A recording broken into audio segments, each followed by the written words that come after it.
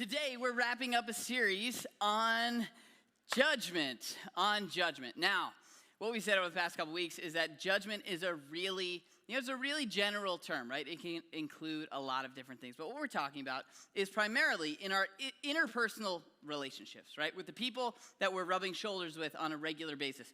When I feel the need to look at you or your ideas or your opinion or what you've done and drop the hammer, deliver a verdict. That's what we're talking about when we talk about judging. I told you about this survey that's been done. It was done a few years ago. It was done by a group called the Barna Group. And what they did was they asked all of these people outside of the church to describe the church in one word. And over 90% of the responses were some form of the word, everybody. Judgmental. And this is a problem. Right? Like if 90% of the people that you met all gave you the same response when you asked, like, if you had any issues, it would be something you probably would want to address. And so that's why we're spending this much time on an issue like this. If you're a church person, somebody who considers themselves a follower of Jesus, and you're hearing this, like, this is an issue. We're supposed to be known as people who care for people, as people who are for people. And to have earned this reputation is a problem. If you're somebody who's new to church, if you're not a person of faith, if you were dragged here today, maybe this is the reason why you've kept church at an arm's length, where you didn't want to go back there or go there for the first time. Maybe it's because you've been judged by some people in the church, or made to feel judged by people in the church, or maybe you don't want to take on the reputation of being a judgmental person. I told you a few weeks ago, that's kind of like the issue for me. When I was growing up, there were a lot of, leaders in the faith communities that would be like, don't be ashamed of what you believe. Don't be ashamed. You should tell everybody that you're a follower of Jesus, and don't be ashamed. And looking back at it now, I don't really think I was ashamed of what I believed. I think I was ashamed of the reputation that the church had earned. I didn't want to be known as one of those judgmental church people. And so this is an issue, right? The other thing that's going on right now in our culture is a little bit of a blame game. Right? I think it's because we've been through the emotional grinder over the past few years now at this point. And so there's a lot of finger pointing. There's a lot of blame being dished out. And it's causing relationships to tear apart. It's causing communities it's divided our country. It's caused people to be defensive and divisive. And so what we've been asking is there a better way? Is there a better way to handle this whole issue of finger pointing? What we've been doing is going over four ways to beat the blame game. Or we said that you could look at this as 4 keys to a good, a helpful kind of judging. One that makes you feel supported and not condemned, right? Because there's a place for that, and we've talked about that too. So what we said is on week 1, in case you weren't with us, just to bring everybody up to speed, maybe a little bit of review. What we said on week 1 is the first thing you need to do is start with why. Ask yourself why. And if I want to come down on my friend or my neighbor or my brother or my coworker and criticize them, whether it's to their face or to someone else, the question is really, am I concerned about their good? Is this for them? Or is this for me? We looked at a passage that said, let everything you do be done in love. That includes this whole idea of judging. Am I judging for the benefit of the one being judged, so to speak? And if you ask that question, you'd be amazed to see how that stops you from doing certain things, and also how it changes your approach. Do I care about this person's good? Am I being driven by love? That's a huge question. And so we built on that a little bit. The second thing we said, the second way to beat the blame game is to go first. Jesus set up this metaphor where he said, like, before you wipe the speck out of someone's eye, make sure you take the plank out of your own eye. And then he said, when you do that, then you'll be able to see clearly to wipe the speck from your brother's eye. In other words, like what he's saying is, we are a little bit too quick and a little too confident in our judgments. And we're a little too sure that we're right. And what Jesus is saying is often issues that we have actually change the way we see issues that other people have. And so if we go first, it kind of puts things into place. If we check ourselves first, if we're a little quicker with the mirror, a little slower with the hammer, it might show you something about yourself. And then we said last week, this is an important one, we said stay in your lane. This was kind of like a family chat, talking to people who consider themselves followers of Jesus. We looked at a letter that was written by the Apostle Paul where he says, "What business is it of mine to judge the world?" In other words, if you are somebody who follows Jesus, if you consider yourself a Christian or a person of faith or whatever term you want to use, your friends that don't believe what you believe should never feel judged by your opinions or behaviors. When I read that for the first time, I actually had to step back and be like, whoa. Because there's a sense of relief that came with that, right? So I don't have to be the moral police of the world? No way. The Apostle Paul was like, what business is it of mine? None. And so we said, stay in your lane. It's kind of like a family chat. Today, we're looking at the words of James, who is the brother of Jesus. And basically what he does is there's a lot of review in this passage that we're looking at. But he summarizes it and then gives us this one-liner that just knocks it all out of the park. And if you remember nothing else from this series, you remember these words of James, and they will, for the most part, keep you going in the right direction. And so, here's what he says.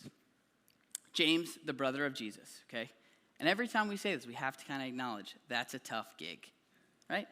You know, the brother of Jesus. I heard a comedian say one time that once James was at a party and they ran out of wine. Everyone looks at James. Anyway, because Jesus, all right. Okay, so my brothers and sisters, he says. He's writing to people he cares about, right? People who believe what he believes.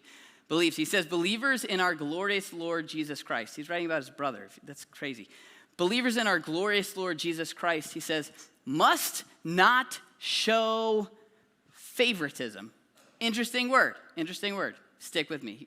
Then he makes this real, right? He puts skin on this issue. He gives us a hypothetical. He says, suppose a man comes into your meeting wearing a gold ring and fine clothes, someone very rich, and a poor man in filthy clothes also comes in. He says, if you show special attention to the man wearing fine clothes and say, here's a good seat for you, but say to the poor man, you stand there, or you sit on the floor by my seat. Ready? He says, have you not discriminated among yourselves and become what? Become judges with evil thoughts. Now, this word evil can just be translated bad, not help. They don't work, right? They're not good, ineffective. The idea here, right? This word for favoritism in the original language. Favoritism is an interesting translation. It literally means to accept the face. When he says, don't show favoritism. It's this idea of basing whether or not I accept or approve of you based on what I can see in you. In other words, it's like we're saying, based on what I can see, right, in this hypothetical here, I decide what you deserve. Right? And in James's little hypothetical, it's like, oh, well, based on what I could see of that guy, you deserve this seat right here. And based on what I could see of you, you deserve this seat. And I take my seat as the judge, and I decide, based on what I can see, what you deserve. His point here is that we tend to judge way more than we even realize it. Typically, you probably wouldn't consider this situation a judgmental situation. But that's his point here. Often you're a judge and you don't realize it. In fact, there's this little Bible Easter egg in this passage here. He says, when you come together in your meeting, the word for meeting is actually the word synagogue, which is not typically the word that a New Testament writer would use to describe the place where the church is meeting. But he uses this word specifically because the synagogue was not only used for church meetings, it was used as the local courthouse. And in essence, what he's saying is this place where you're supposed to come and sing and worship, like this place that's supposed to be defined by acceptance, have you not made yourself a judge and decided what people deserve? You sit in the seat of the judge, and you don't even realize it. Think about this. Are there relationships, situations like that you're currently in where you're sitting in the seat of the judge and maybe you don't realize it? Where you're looking at what happened, like how it unfolded, how you were treated, and based on what you can see, well, I decide what you deserve. I'm not calling him back. Nope. Doesn't deserve that from me. Or she doesn't deserve a second chance. You know what? This year, he's not getting an invitation to my Thanksgiving dinner. He doesn't deserve my kindness. I'm done giving her my patience. Based on what I can see, I decide what you deserve, and I've made my judgment. Often, we don't consider these situations like judgmental situations, but it happens all the time, which is why I think James uses a different word here. It's like, have you not realized that in treating people like this, you're actually making judgments about what you think they deserve? And so, his first point is we judge a little bit more than we realize. All of us do. The problem, though, there's an issue, and he unpacks this issue here. He says, listen, my dear brothers and sisters, going back to, remember, the rich guy and the poor guy, he says, has not God chosen those who are poor in the eyes of the world to be rich in faith and to inherit the kingdom he promised those who love him? There's a lot there, but hang with me. He goes on, he says, but you have dishonored the poor. Your judgment is different from God's judgment. Is it not the rich who are exploiting you? Are they not the ones who are dragging you into court? Are they not the ones who are blaspheming the noble name of him to whom you belong? Now, there's a little bit of context that's like important for us to get here. In Roman culture, back then, you were not allowed to bring someone to court unless you had more money than them. So if you were poor, you could not bring a rich person to court. So when there was exploitation, it always came at the hands of the rich. So he's talking about something that's very specific to their culture here. But his big idea, right, if you follow his line of thinking, it's you judge more than you even realize, right? Your place that's supposed to be a place of worship has become a place of judgment more than you realize, and you're not even all that good at it. You don't even see things the way that God sees them. We could say, if you want to go back to last week, we're a little too quick and too confident in our judgments. And they're off. I heard I was listening to an audiobook, actually, which is like, are you reading if you listen to an audiobook? You know, anyway, I was listening to it. And the guy who was writing, he was telling a story about his this interaction that he had with someone. And before he saw this woman, he had really strong feelings about what she did and whatever. And then when he heard the story, all of a sudden his demeanor totally changed. And then he said something, this is the thing, I had to actually pause the recording to sit and think about this. He said, you know what I realized? He said, I realized that I judge less effectively and more frequently than God does. I am significantly more judgmental than God himself. I was like, that's pretty interesting. So James would say, we're judges often when we don't even realize it, and we're not that great when we do it. And so the issue with this, because we're a little too quick and because we're a little too confident, think about this, right? There are thousands and thousands and thousands of relationships that are ruined because of bad judgments. Communities that are torn apart because of bad judgments. Families that are divided. Reputations that are ruined. Pain beyond what we can understand because people like reach for the hammer too quick and decide, based on what I see, I decide what you deserve. And what James is saying is that slow down. Maybe you're not as good as you think you are. And with this situation specifically, we know for sure you're not judging the way that God would judge a situation. And so we're a little too quick. We're not that great when we do it. And he gives us a solution. Now, this could be a little bit uncomfortable, okay? But follow me here. Here's what he says. He says, if you really keep the royal law found in Scripture, this is like the big one. This is if you miss, the rest, only one. Love your neighbor as yourself. You're doing right. But if you show favoritism, you sin and are convicted by the law as lawbreakers. Then he builds on this, right? He says, for whoever keeps the whole law and yet stumbles at just one point is guilty of breaking all of it. That's rough. For he who said, you shall not commit adultery, also said, you shall not murder. If you do not commit adultery, but you do commit murder, you have become a lawbreaker. It sounds like he's like just throwing punches, but that's not what he's doing. He's making a point here. He's like, all right, so like if you like mastered this, the big rule, you got it all. Congrats, right? But if you mess up in any one issue, anyone, well, then there's the pool of the perfect people and there's the pool of the imperfect people. And he's like, I think we're all over here. All of us have issues. And so he says, speak and act.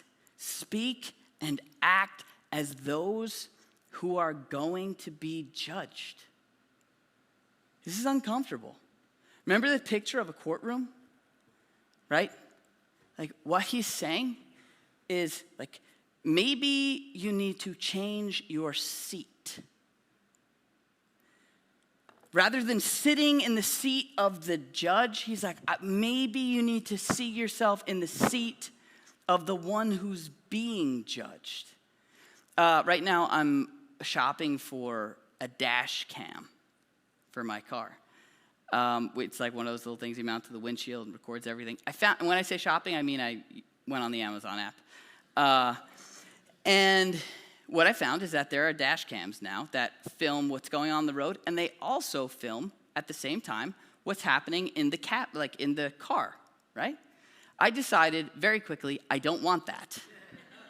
Why? I don't need to see what I look like when I'm driving, what my angry face looks like, what I'm like wiping, how I'm singing. I don't want to see that. But like I would love to just record everything that's going on out there. Look at that guy, like he ran through a stop sign, and I got it all on, right? That's comfortable. That's our comfort zone, like what the world is doing. But as soon as it like flips around, all of a sudden it changes a little bit when you realize there's another end to the camera. And that's what he's doing here. He's saying, okay, let's flip it around a little bit and watch how this just immediately starts to change your emotions when all of a sudden you're no longer in the seat of the judge and you're now shoulder to shoulder with the person who you're judging, like in the same pool, in the same place.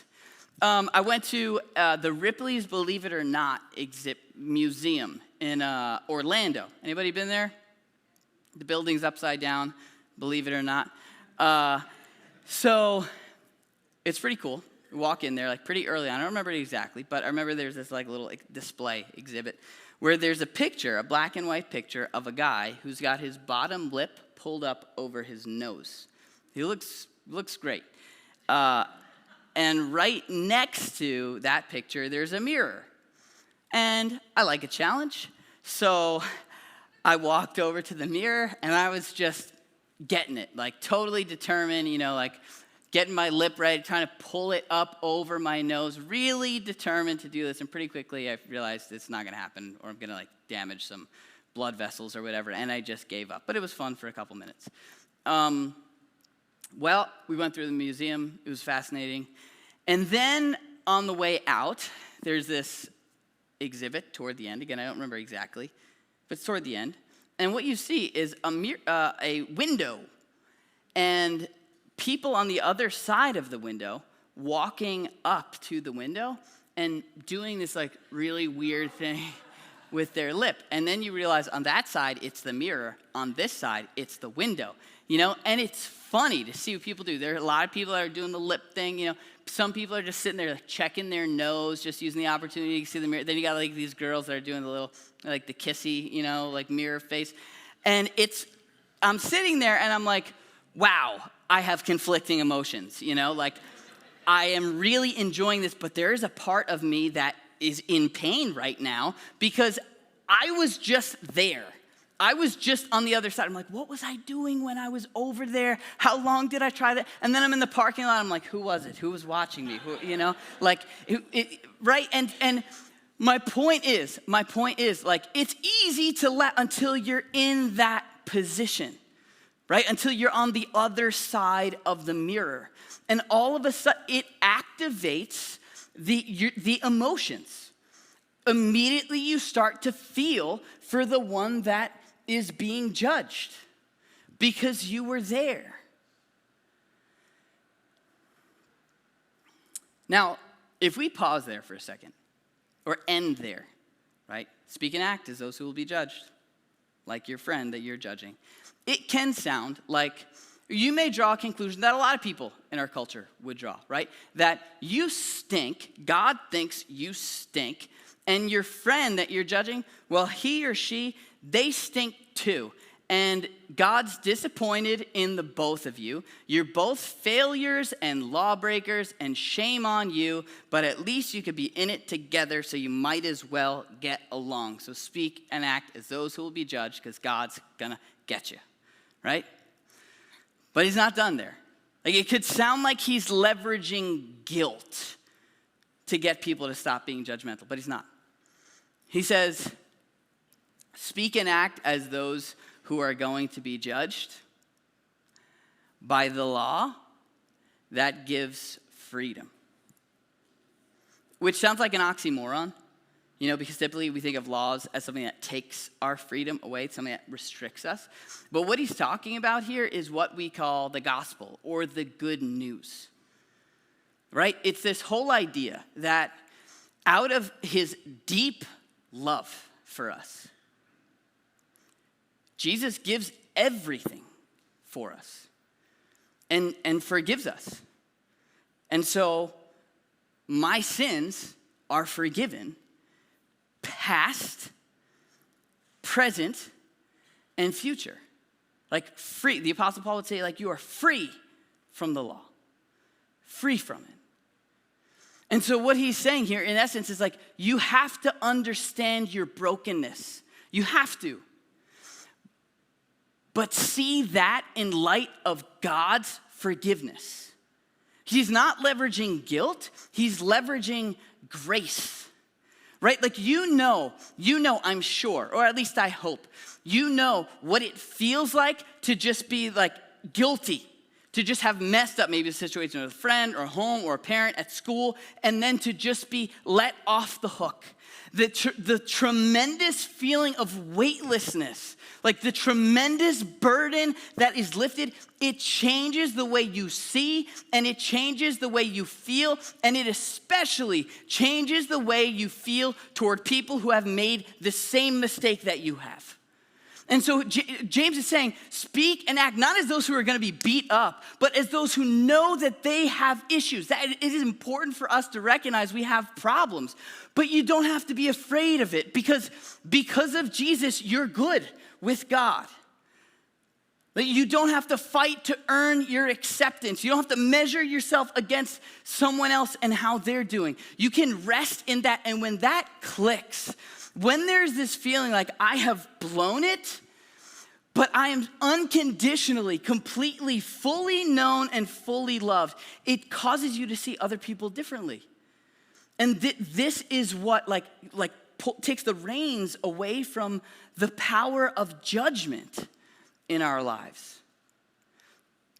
We could say like to really get this, there's a seat change.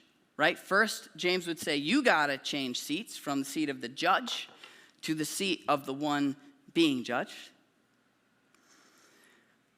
But there's a second seat change. Right? Like some of us, when we think of Jesus, we think of him in the seat of the judge with the hammer. Like, you just wait. We'll just watch. Don't do it again. Like, ready to just drop it on you. But one of the other New Testament writers, his name is John, who's a very close friend of Jesus. There's this feeling, like when you read the New Testament, that the writers of the New Testament are just coming up with more and more ways to help you understand how God feels about you. And so, like, you'll see people say, like, oh, you got to see him as a father, right? Or as a shepherd, or as this, or as, like, over and over and over again. And John gives us another image. He uses a legal term, a courtroom term. He says, advocate. Advocate.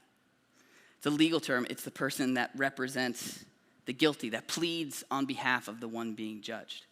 In other words, like maybe for you, like Jesus is here in the judge seat, like ready to get you. And what John would say, and what like this law that we talk about that gives freedom, what our whole story says that Jesus like gets up from that seat and comes here as your advocate, not in your face, but in your corner, completely aware of your failures, completely aware of your weaknesses, and with you through all of it. That's why we sing songs like Come As You Are.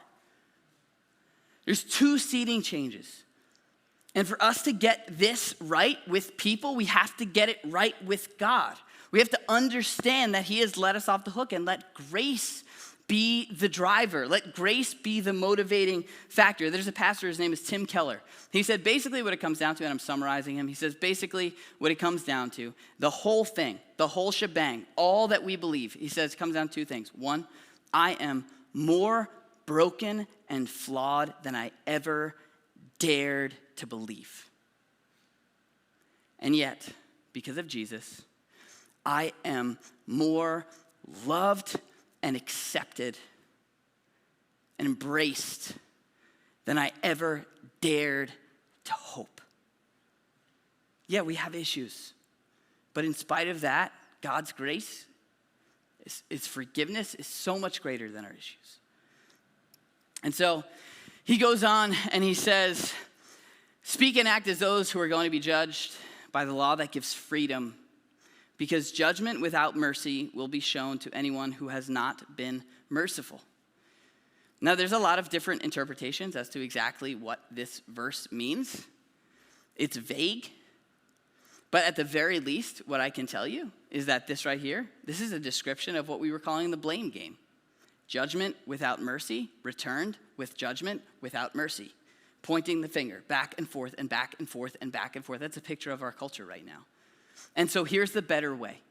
Here's the one-liner. Here's the solution. Here's the one thing you put in your pocket and take with you if you forget everything else. James says, mercy triumphs over judgment. It triumphs over judgment. This word for mercy, a lot of us think, like when I was younger, I would think mercy, like you ever play the game Mercy, when you just grab the other person's hand and twist them until they scream mercy? That, like, I would think pity, like, oh, you're pathetic, have some mercy, right? No, the idea behind mercy is empathy. It's taking a walk in their shoes, engaging your emotions and feeling for what it's like on the other side, setting aside fault, how they got there, and engaging the emotions. It doesn't mean they're not held accountable for what they did, but it means you lead with engaging the emotions. Taking a walk in their shoes, he says it triumphs over judgment. This is the kind of word they would use when they were talking about how a gladiator would stand over an opponent he defeated. Like completely obliterates. It has this idea of even bragging or boasting over it. It is a better way on so many different levels. Rather than leading with judgment, James wants us to lead with mercy. Rather than being the prosecutor and pointing the finger and be like, well, you did this and you did this, and I don't like the way that you did. If you would just change a little, it's like just slow your roll and feel for people a little bit. Hear the story behind the issue. I remember when I first became a dad, I was driving home from the hospital with my daughter in the back. She was just this new miniature human. And all of a sudden I lost all confidence in my driving ability, And I had to make a left. There was, I'm in the intersection, light turns green. I didn't get a green arrow, just a green. And I gotta go, and I gotta wait for there's an opening. And the oncoming traffic, and I'm like waiting for the opening. I got this little baby back there, my wife's over there. I'm freaking out. I thought I was a good driver, but all of a sudden I feel like I don't have the ability to get this car home safely. And I'm in the intersection and no one said anything, nobody beeps, but I can feel it. I can feel the New York, Long Island driving aggression building right behind me, like, where'd you get your license? A gumball machine? Would you like a written invitation? Oh, I hear it, And everyone's inching up like they're gonna push me through. I'm like, what I want to do is broadcast my story to the world and just be like, there is a baby in the back seat and I have completely lost confidence to drive this vehicle. And I bet they'd be like, yeah, you still gotta, we got places to go. But I bet they would slow down, right? To stop and feel and be like, all right, he's a new dad. That's the picture of mercy. Yeah, you still gotta make a left. But let me lead and feel for you. Put a person in front of the issue and feel for them. Right now, there's this trend in Hollywood where all these movies are being made about villains, right? Like the backstory, origin story, like Cruella is on Disney+. The Joker came out a little while ago. I think it's brilliant. Because they're still guilty, right? The Joker's still messed up, but he causes you to step back and be like, you know what? It kind of makes sense, right? There's a lot of brokenness that led up to that. What if we started thinking that way? What if we started with why? When it came time for us to want to be critical of other people, we started with why, made sure we were in it for their good. We went first. We stayed in our lane and we chose to be the advocate. Like God, like Jesus, chose to be the advocate for us. Right now, it's the holiday season. We're about to go into the holiday season. I'm sure there are people you're gonna see. They don't deserve my niceness, my kindness, my guest room, it brings up all these emotions. But what if, rather than deciding what if we decided to get out of their face and get into their corner? To stop and feel for people. To lead with mercy. Mercy, it searches for the story. And it leaves room for a story. If you don't know the story.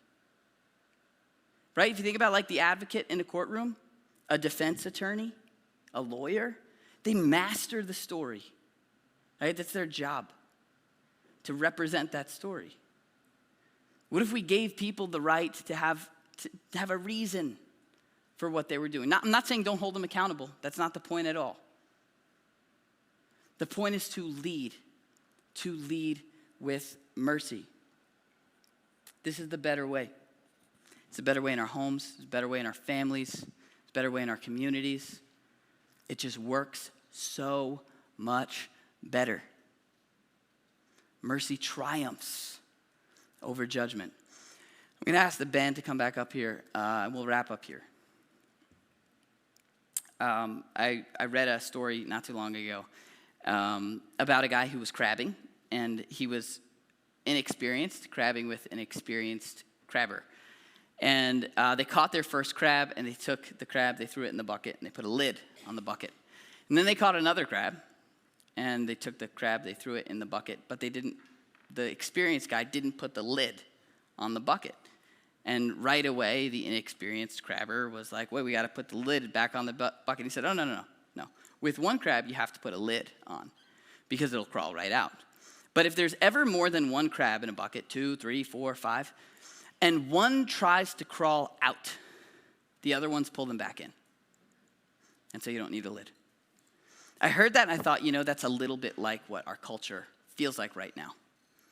With all the finger pointing, with all the hostility, with all the accusations, just pulling each other down over and over and over again.